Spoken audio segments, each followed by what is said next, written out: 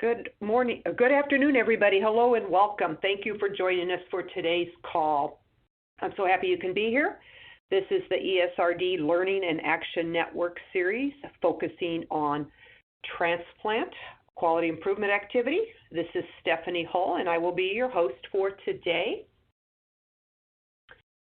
I have a few reminders before we get into the presentation. We are streaming the audio over the computer speakers to free up phone lines in your facility. If you need to dial in from your phone, send us a message via the question or chat, and we can assist you with that. Troubleshooting or echoes are usually caused by multiple connections to a single event, so we ask that you close but all one browser tab. And again, the lines are limited. We have very limited lines that are available, but if you do need one, please request it via the Ask a Box question. Troubleshooting audio from the speakers, if they are breaking up or if they suddenly stop, please hit the F5 button at the top row of your keyboard or hit the refresh button on the top of your toolbar on your computer. That will help with any of those issues. And when you submit questions, all the lines are being muted to reduce the background noise, but we do want to hear from you. So if you want to submit questions, and we encourage you to do so, please type that question in the Q&A box located in the lower left-hand corner so that we can get to those questions after the presentation.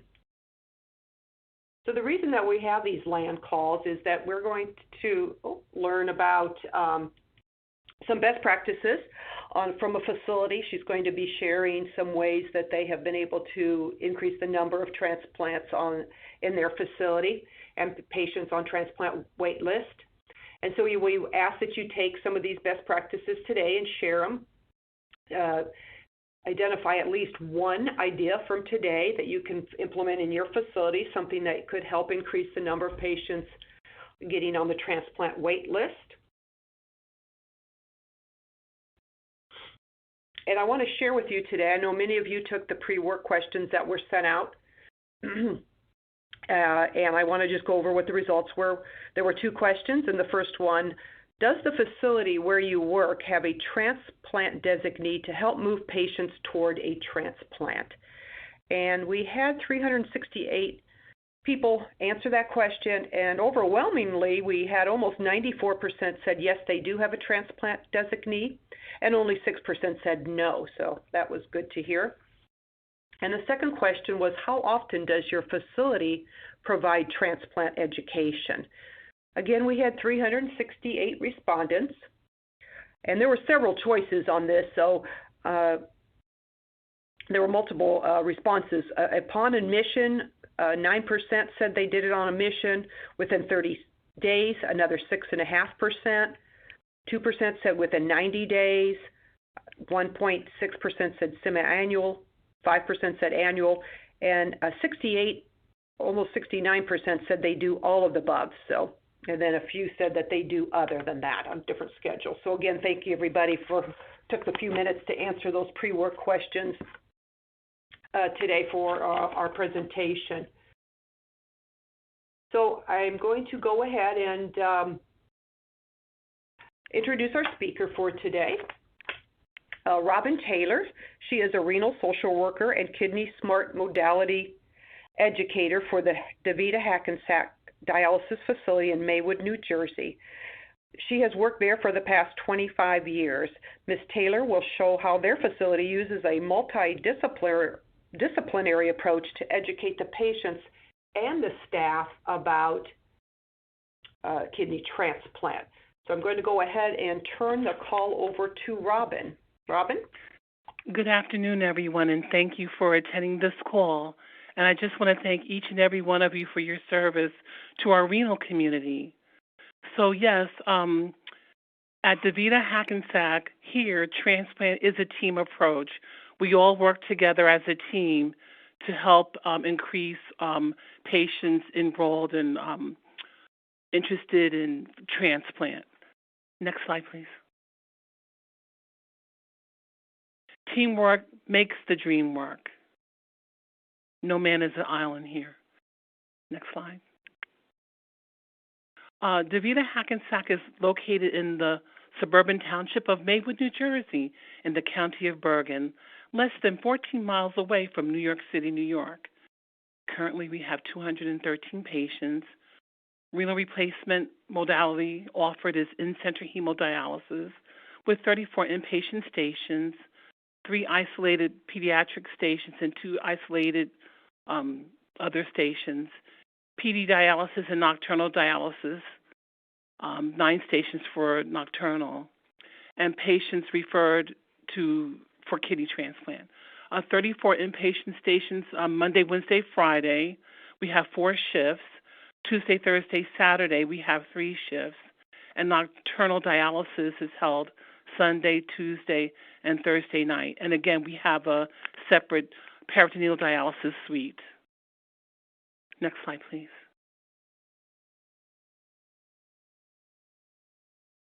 Before I continue, at this time in 2019, our leadership here, our FA was Alam Elbidu, and our current facility administrator is Gary Borges. And thank you, Gary, for your support, and Alam. Next slide, please. Okay, objectives: to educate staff on the importance of taking a team approach in the education of patients, and to educate staff on the importance of providing timely education to all of our patients. Next slide. And Robin, I have our first polling question is going to be terrific. Right here early, so let me go ahead and pull that up. And I'm going to go ahead and send that, send my first polling question on out to the audience. So I'm getting that sent out now, and then give everybody just a little bit of time to answer that question. And then I'll be able to share some of those results with everybody here. So they're starting to come in. They just give everybody a little bit more time. They were just a yes or no question. So, and I think I will close up the polling in 3, 2, and 1. So let me share that with everybody. And as a reminder at the end of these polling questions, that you will also have to close them out in order for you to be able to continue to see the slide presentation. So the question was, does the facility where you work have a formal education program devoted to transplant? So there were 60% said yes, they do, 30% said no, and about 10% said they not yet, but planning on starting one. So that's good to know. So again, everybody, I'm going to go back to the slide deck, and everybody needs to close out their polling question. And Robin, I'll turn that back over to you. Thank you so much. Registered nurses, patient care technicians, and social workers receive transplant education via Star Learning computer tool and DaVita Transplant Smart program. And we also receive education through our social workers through our social worker leadership, thanks to Patricia Hathcock and Jackie Bauer. We thank you so much. RNs and PCTs and social workers receive additional education at the annual Transplant DESIGNEE symposiums, and I highly recommend that all RNs and social workers and anybody that can attend PCTs attend. Next slide, please. Okay, Transplant DESIGNEE, RN, and PCT, they collaborate with the facility social worker and interdisciplinary team as needed. They educate patients on kidney transplant and work in collaboration with patients' transplant facility. Next slide. This is our Transplant DESIGNEE, Ji Yang.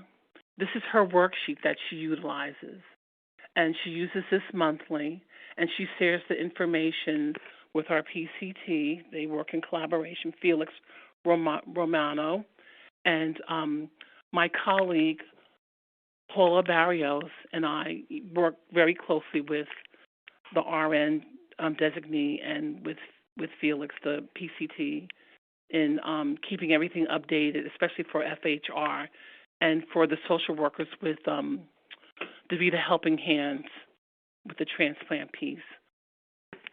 Next slide. Again, DaVita Hackensack Transplant Active Waiting List.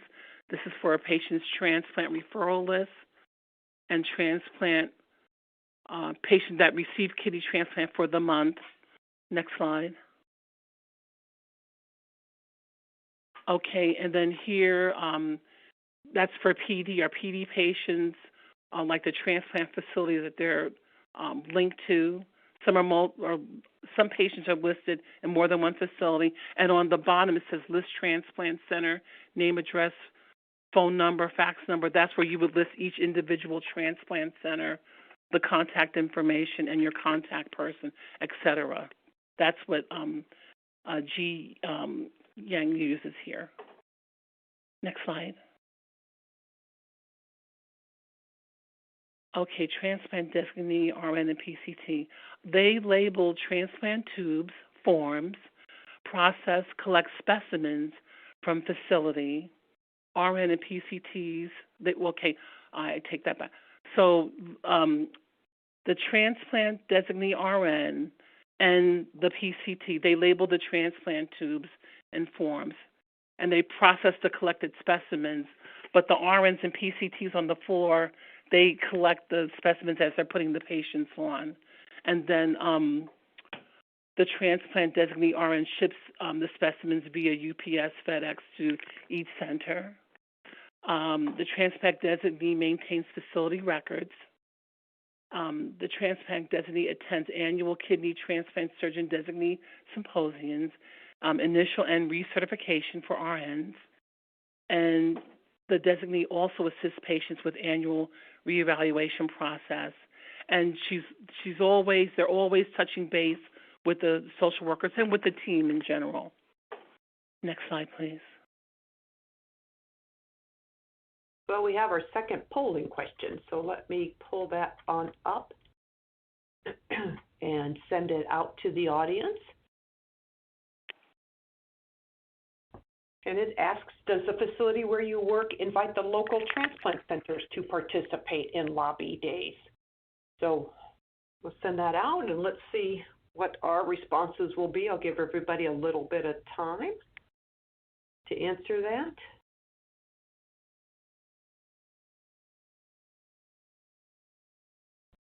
So, we're getting quite a few results back in right now. So we'll give everybody just another 2 or 3 seconds, and I'll close it up. Close it up in 3, 2, and 1. I'll end the survey, and I'll send out the results to the audience. Again, as a reminder to the audience, if you do not close out this polling question when we get done, you will not be able to see the slides going forward. So I see a couple people asking in the Q&A about that. So the question, does the facility where you work invite your local transplant centers to participate in lobby days? We had about almost 500 users, or 58% said yes, they do. 26% said no. And then about 16% said not yet, but planning on starting. So again, thank you for everybody for taking a minute to do those polling questions. That's good information. All right, Robin, and I'm going to get back to you about your social workers.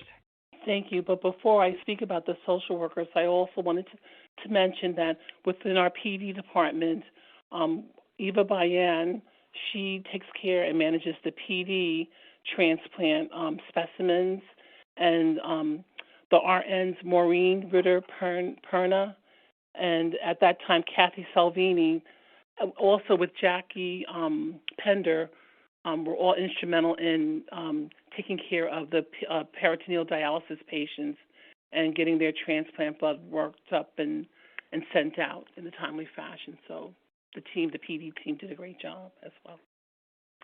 So with the social workers collaborates with kidney transplant facilities and DaVita Kidney Transplant Designee and PCT. We educate patients on kidney transplantation.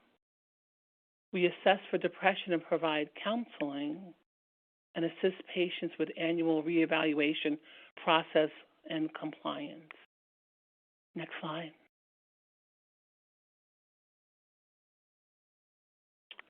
We assist patients through the transplant process from educating, the initial education, through referral, evaluation, reevaluation until they're transplanted. And social workers attend the annual kidney transplant surgeon designee symposiums, initial and recertification for social workers as well. Next slide. So here at DaVita Hackensack, we take a patient and family-centered approach where the patient's in the center. They're the boss. They're the leader. And, the nephrologist has a touch point, the dietitian. And speaking of our dietitian, Diane Finkenauer, is a Kidney Smart educator and a valuable team player here. Our nurses are always touching base with the patient, the PCTs, our FA, social workers. So what happens here is we always have interaction and communication with the patient, our clinical coordinators, our administrators, everyone when the patient comes in. If there's any update, if a patient has an update on, I have my evaluation on this date. And then even as a social worker, I'll touch base with them and how did it go, and then just, help them through the process. Next slide. So we get to the intervals of patient education. And as stated in the polling question, next slide. We touch base with our patients and educate them at the initial intake. They get the transplant education, and most patients, especially if you're new, they're overwhelmed. We meet each patient where they're at. Each patient is an individual. So some are transferred from another facility where they may already be affiliated with a transplant center. Some patients may come to us that were followed by their nephrologist, and they have an access in place, and this is their first outpatient treatment, and they are linked with the facility. We also educate within 30 days. The social worker provides transplant education to the patient, and then we revisit at the 90-day assessment. And next slide, please. We also educate at the semi-annual assessment and the annual assessment. So I know the RNs, when we're all doing our assessments, the RNs and the social worker definitely are touching bases with the patient regarding transplant to see where they're at individually. Next slide. Patients interested in transplant can be discussed and reviewed at the weekly plan of care meetings as needed. Weekly core team meetings attended by the interdisciplinary team. Transplant is reviewed by the hemodialysis nocturnal and peritoneal dialysis patient monthly at the facility health record meetings, or the QAPI, the Quality Assurance and Performance Improvement meetings. And then we go over who was referred, waitlisted, inactive, transplanted. It's a collaboration with the IDT team. Next slide, please. And then we have the lobby days. So this is a poster, and I encourage you, and I'm sure most of you, by all means, make up your poster board. And in collaboration with my colleague, Paula Barrios, we created this poster board and an information station with some forms for patients to sign up for a transplant. And this was our lobby day. We did not have a transplant facility at this time visit us. And just on the strength of us having the poster here, we received some referrals from some patients. And, of course, the little candy dish, everybody likes sweets. But I also encourage you to invite, and we have, every year we have transplant facilities come and have their lobby days. And, the social worker and the team, they know in advance, the patients know in advance that the transplant facility is coming. And, again, we work as a team and make sure that the patient connects with the representative from the transplant center to get information and to touch base. And we meet the patient where they're at. Some are just, hearing about it. Some, they've already gone for their evaluations. Some need to be reevaluated. So it's a great tool, having a poster board and having your lobby days. I encourage it very highly. And next slide. Education resources. So patients receive annual DaVita modality transplant education, but also note that at each assessment, whether it's initial, 90-day, semi, or annual, we're giving the patient transplant education. Social workers are DaVita Kidney Smart Modality educators, and social workers receive support from in-house social work calls from divisional and regional social workers. Next slide, please. And again, one registered dietitian is a DaVita Kidney Smart educator and provides free CKD education. That's Diane Finkenauer, and we thank her for that. Patients and staff have access to additional information, education from the Quality Insights Renal Network website, and we encourage patients to check that out. And I also get valuable information from the Renal Network, on transplant or from vaccines to depression. It's the wealth of information there. And staff have access to quality improvement activity, learning, and action network calls. Next slide, please. Teamwork with the goal of transplantation. Next slide. Oh, so again, it's a team approach. It takes the whole team from the nephrologist, the transplant designee, RN, PCTs, the facility administrator, the clinical coordinators, even the AAs up front, and the biomeds, everyone. I hope I didn't forget anybody, but again, it's a team. So, thanks to our team approach here, we were able to make our outcomes and have that many patients. I think it was for 2019, I want to say it was 15 patients were transplanted. So, again, thank you. Any questions? Yeah, Robin, I do have some questions that come in, and thank you very much for all of that information. There's a lot of questions coming in, so I'm going to go ahead and jump in. Now, I just want to say to the audience, there's some questions coming in about COVID-19. I don't think this is really, nor does Robin, I don't think, or anybody need to be, she's not the expert about that. I would say to go back to your transplant centers and discuss it. As far as I know, somebody's asking on here about should we still be, referring our patients to go to get on the transplant wait list with the COVID-19. So please, I just will tell you to please work with your transplant centers on that issues right now. I don't think this is really the forum to do it, and nor does Robin is the expert on that at this time, nor I. So please, if you have questions about it, if you should or shouldn't be referring or anything like that with the outbreak, please just go back to your transplant centers and work through them.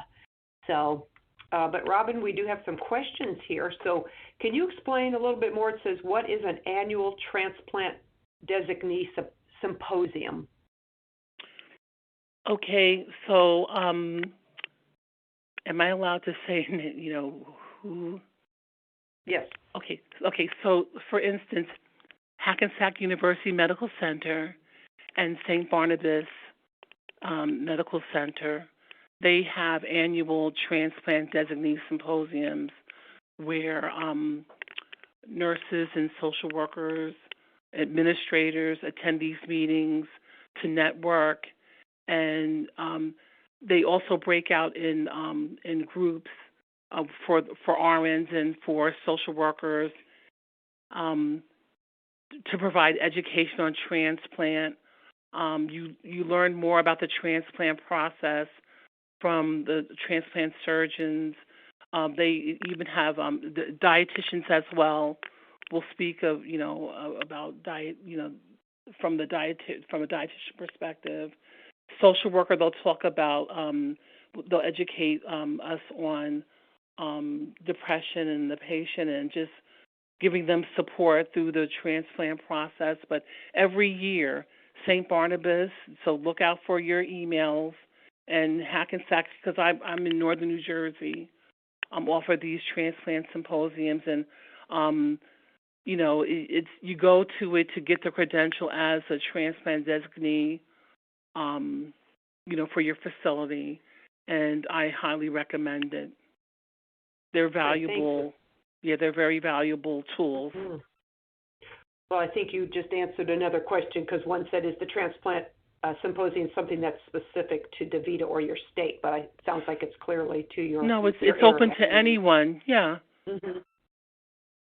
In New Jersey, in northern New Jersey, it's for us. It's St. Barnabas and Hackensack University Medical Center, and they're both wonderful. If you have the opportunity to go, please, I recommend you go. You won't be sorry. Great. So let's. We have a question here, which it says, can we get a copy of the picture of your poster? So I just can say that the whole slide deck will be sent out 10 business days to your networks, and then the networks will have that information and should be sending it out to all the facilities. So yes, you'll be able to get a picture of that poster that Robin had shared with you. And see, Robin, when we have our lobby days, we do have the poster out. When we have the transplant facility, we set up a table for our guests from the visiting for, say, St. Barnabas or Hackensack, where they'll have their specific literature out as well. Plus we also have education out, that we have, but it's a great tool, and you could be creative. And that actually rolls right nicely into this next question from Jasmine. She wants to know, could you be more specific on the education for transplant? What specifics do you review, or what topics do you discuss? Okay, so there's insurance piece, and with that being said, we have DeVita has insurance counselors for inpatient. We have Adrian Tinsley. For PD, we have Vince Micklem, and we also review the social workers for sure. We review what insurance they have, but it's the transplant facility, that let's see, how can I say this? We go over what insurance they have, and then we work with the transplant facility to make sure that they have the insurance that they need to be successful with the transplant process, especially with anti-rejection medications as well. And you might want to look into seeing if your patients are enrolled in PAD, prescription assistance for the aged or disabled. We talk about that. We talk about family support, having support. After you get transplanted, you're going to need, you're going to be, immunocompromised, and you need support to help you.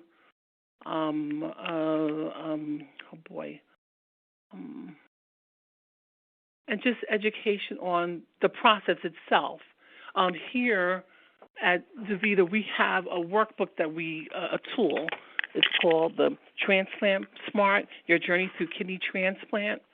And, we give these to our patients, and it has education about, learning about transplant, what it is. There's the cadaver versus live donor. We talk about that.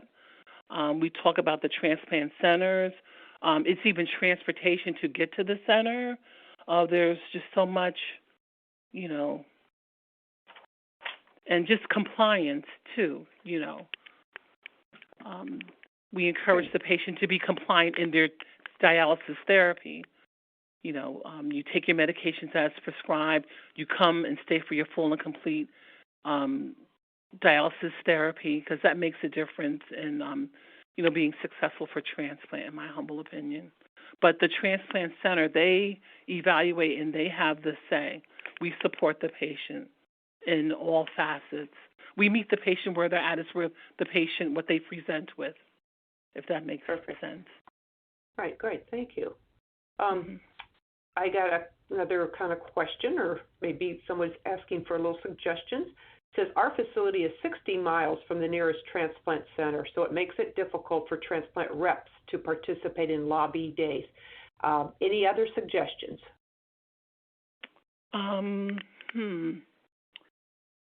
Okay, so you can have your own lobby day. Again, you set up your posters, set up your materials, but maybe think about like a teleconference, those that are interested in, maybe you could set up something with a teleconference in your conference room with the patient, or, I just thought about that. Yeah, good idea. Yeah. Good idea. Okay, good. What ideas do you have for patients with barriers to transportation and support? Well, again, it depends on where you live. It depends on what you have access to. So with us, and it depends on insurance. So here, if they're Medicaid, New Jersey has something called Logistic Care, where, if you have Medicaid, transportation is not a problem.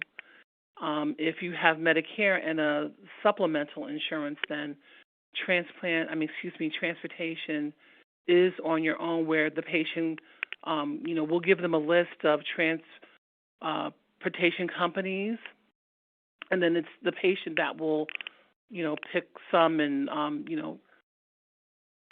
see in terms of like cost, which is more economical.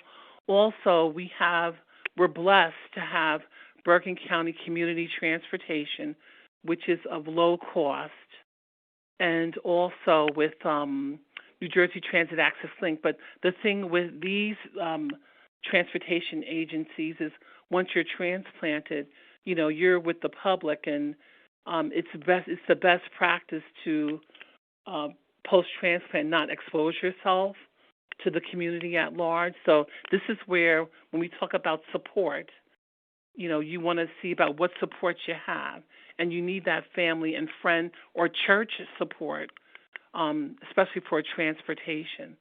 So you want to explore all avenues, in my opinion. Great.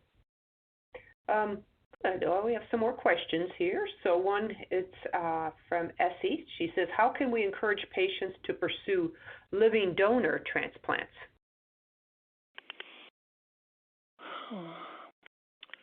Well, again,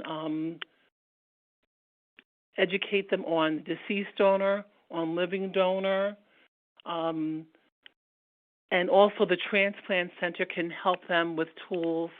And also, I want to say that I would like to thank the National Kidney Foundation on how to get the message out that you're looking for a live donor.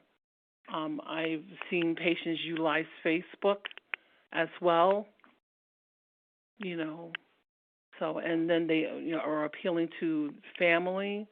And also, there's a group called, in the New York metropolitan area, it's called Renal. They're out of Brooklyn, New York. and you can Google it. But like if I have a patient here, it's mainly for I want to say the Jewish population in their synagogues and people in the congregation wanting to be live donors. That's what they practice. But if you're not Jewish, you're welcome to come in, and they'll educate you on the process that they utilize, so you can go to your own congregation to appeal for a live donor. It's called Renewal, Project Renewal. That's out of Brooklyn, New York. Good to know. I got another question. What is your suggestion to streamline the process of sending the transplant labs? Okay. Our transplant designee does that, and I know that they're on top of that. And I did have experience with working on the floor as a PCT, and I know that like the first of the month, that's when they collect the blood, and they're very strict and steadfast, and they collect it, and they just they get it out. So that's an RN. I'm a social worker. I have to stay within my discipline, but I know from working on the floor and also seeing, they have a timeline, and it's important. Like the first of the month, I know they're collecting the specimens and getting them out for PD, nocturnal, and in-center hemodialysis. It's crucial. Okay. I'm actually going to just share a couple comments with everybody that has actually sent in. Elizabeth has shared, in Georgia, Emory Transplant Center offers the same type of symposium yearly. Thank you, Elizabeth. And another one says Methodist Hospital in Houston organizes transplant seminars every 6 months. So it does sound like there are some other areas around the country that are having some of the similar type symposiums that you were talking about, Robin. So that's good. That's wonderful, and thank you for sharing that. And I encourage everyone to attend, yes. Yeah, here's another one I just saw from Lisa here locally in Florida. It says Tampa General Hospital does a similar symposium every other year to the dialysis committee, which has been very helpful. If the transplant centers and other areas don't offer it, maybe the social worker and the dialysis units could request one to help facilitate more collaboration. So very good idea, Lisa. Thank you for sharing that and sharing that in the Florida region. That's Tampa General is in Tampa, Florida. So and a big transplant center too. So great. Let's see. So those were just some comments that came in. So that's great. A question here from Andrea for you, Robin. Are patients allowed to be double listed in New Jersey? Okay, not in New Jersey, no. It's one transplant center per state. I am under the impression that patients can list in New York City and New York State, but other than that, it's one center per state. So a patient can list in one center in New Jersey, St. Barnabas or Hackensack, or their center of their choice, University of Pennsylvania, Yale New Haven in Connecticut. They could list at 5 centers. We even have patients listed at Tampa and Florida, just as long as when they call you that you can get there and you could, go through the evaluation process and stay active. You're welcome to, list at as many centers as you would like. Great. Okay. Great. Thank you. What are the options for undocumented patients? Okay, I leave that to the transplant center. They are educated. We educate everyone, and we're always looking for opportunities for insurance. They want to make sure that you have the ability to receive your anti-rejection medications, but I defer to the transplant center for that. Again, everyone is educated. And, if a person wants to go and get an evaluation, it, again, for me, it's up to the transplant center. Right. You never Great. know what's going to happen with the strike of a pen. Our president can make it happen. Right. Here, I have another comment again from, I think more on the transplant symposiums, if you will. It says, I am part of the North Carolina CNSW supported by NKF. Last spring, we hosted a meeting for all on NC listserv members to come hear about 5-hour transplant centers, criteria, support, prior to and after the MSW perspective, financial criteria, and education on process. This was my favorite meeting thus so far. Duke Explore Transplant is also a very informational, educational event I have attended that helped me a lot. They had a panel of nephrologists, surgeons, social workers, nurses, and financial from Duke Medical Center. So it does sound like there's quite a few of these symposiums or transplant seminars going on. So thank you again, that's Sharon, for sending that. That's wonderful. Thank you for sharing. Yeah. Robin, what does this, how do you post or share the spreadsheets in your center? Are these shared with all the employees, the spreadsheets about your tracking spreadsheets? They're accessible to anyone that wants to see it. They're kept in a one location, and it's accessible. But she doesn't print it and give it to the whole unit. We discuss it in meetings, and especially in FHR or the QAPI meeting. The social workers and the transplant nurse and the PCT, we all work in collaboration. But the information is open, it's public. Because we all need, we all touch base, and, we all kind of have a pulse on where our patients are at. Right. It's not a secret. Yeah, we share. The FA, the CCs, it's all accessible. Great. Well, I've got another question then that sort of goes with that. And how do you get your technicians involved in the transplant process? Well, we're all educated, and again, the PCTs, they may be putting the patient on when it's a blood collection time.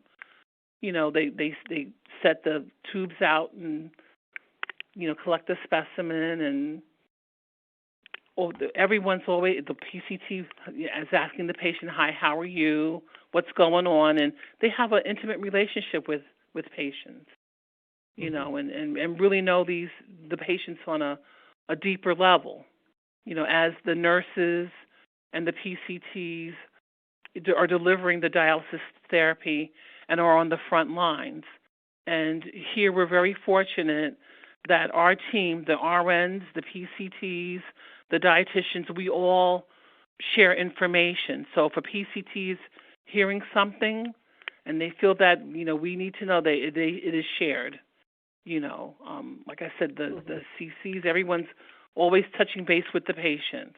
We have a pulse on the patient. That's very, very important. But again, the PCT, when you're coming in for your therapy, they're weighing the patient, they're greeting the patient, they're taking their vitals, and they know the patients very well and know where they're at. Right. I think just to re-clarify, someone is asking if you could say again, Robin, your number of patients that got transplanted for 2019. I believe it was, I want to say, I don't have the, hold on. I think it was 50, I want to say 19. I think it was 50, I want to say it's 19. Hold on. I take that back. I stand corrected.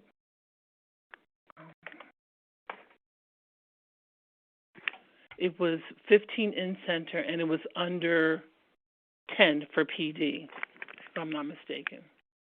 Good. That's still a good amount of people. And yes. Very good. And and I think for 2018 it was 19 as well. Mm-hmm. Good. Very good. Okay, so let's see. Let's see. We've got some more here. Let's how we do, and we'll get time for just a couple, probably a few more. Just again, this was a suggestion, comment, I believe, to the question that was earlier about trying to get if the transplant centers don't come. It says, this is from Sandra. She said, our transplant centers are 2 hours away.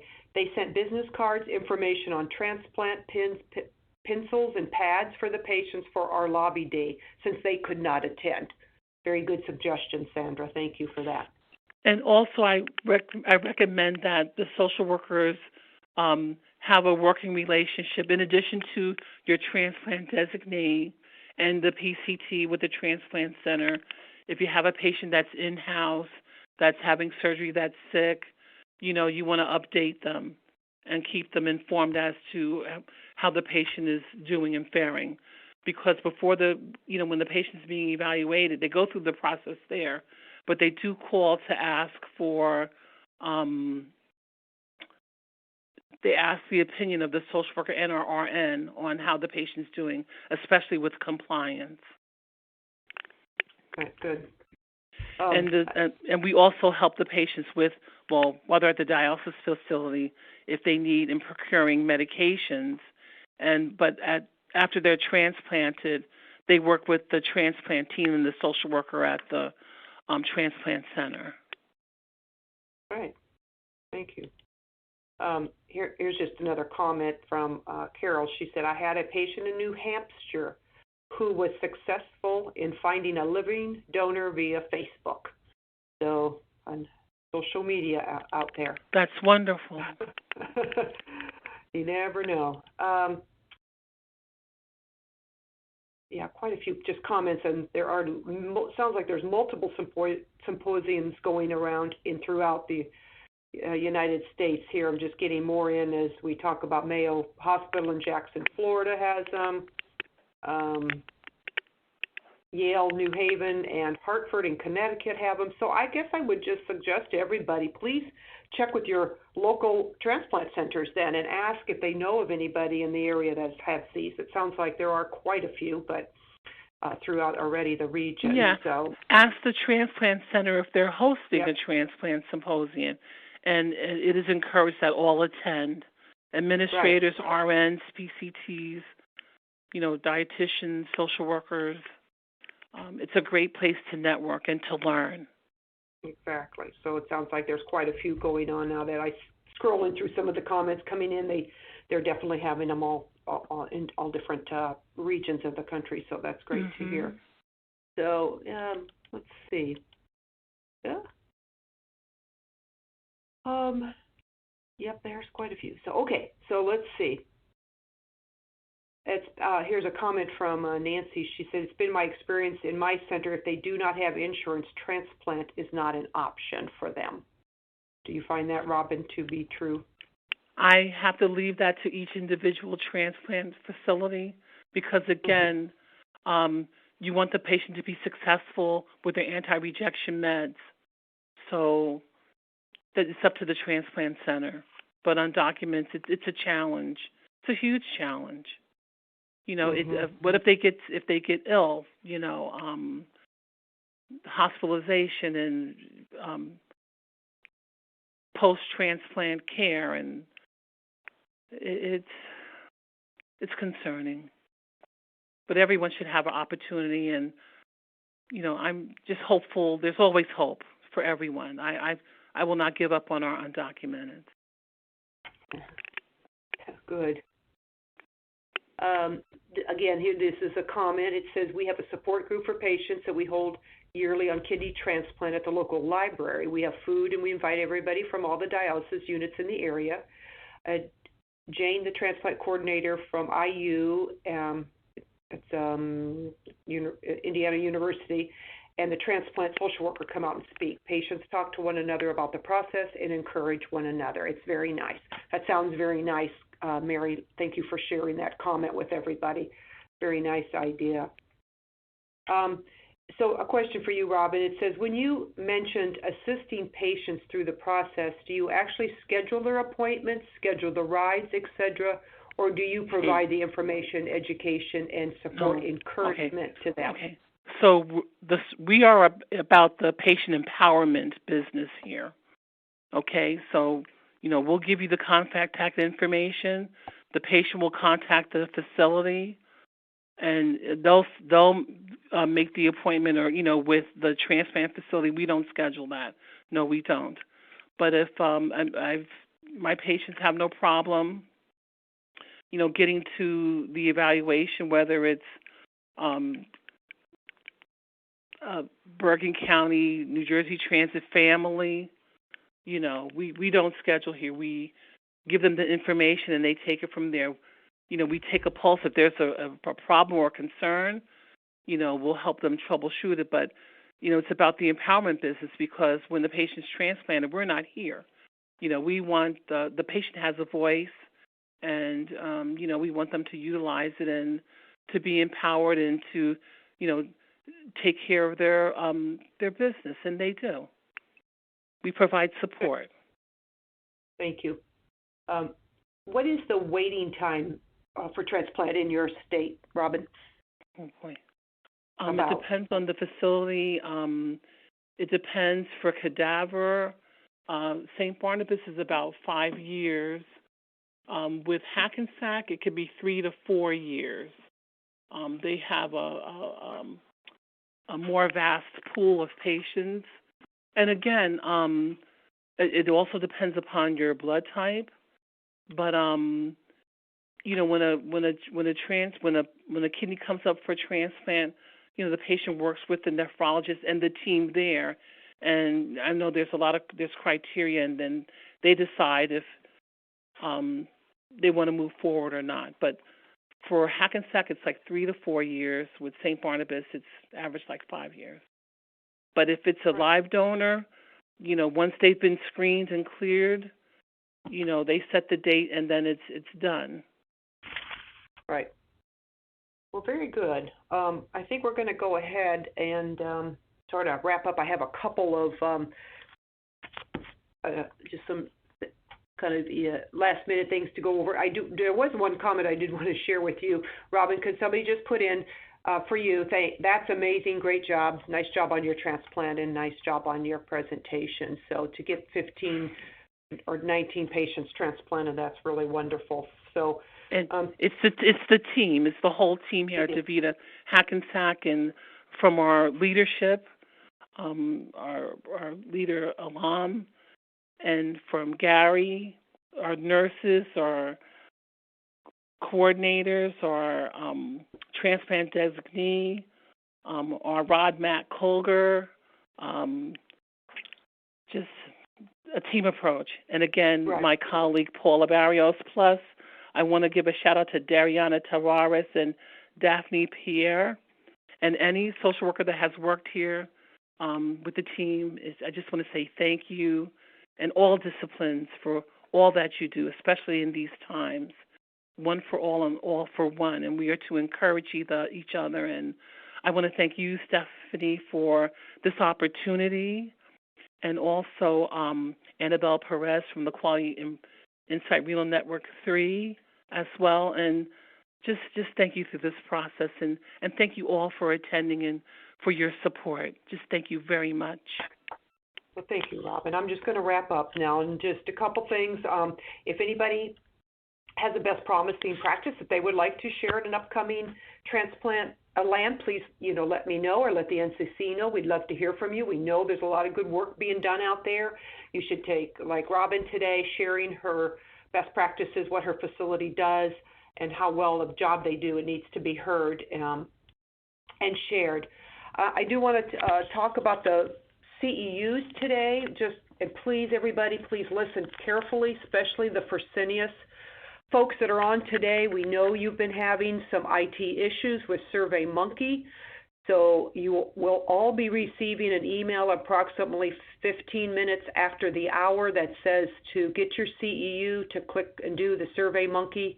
That's our normal process, but we understand that Fresenius at this time with their IT issues are not able to do the SurveyMonkey, I will be sending out an email in the morning to everyone who has attended this, from Fresenius, who has attended this call today with the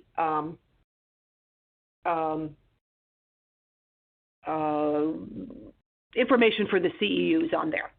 So please do not, email me unless you do not get that email. But we understand there's an issue. We are doing a little workaround right now. I hope that it will be resolved this week or next.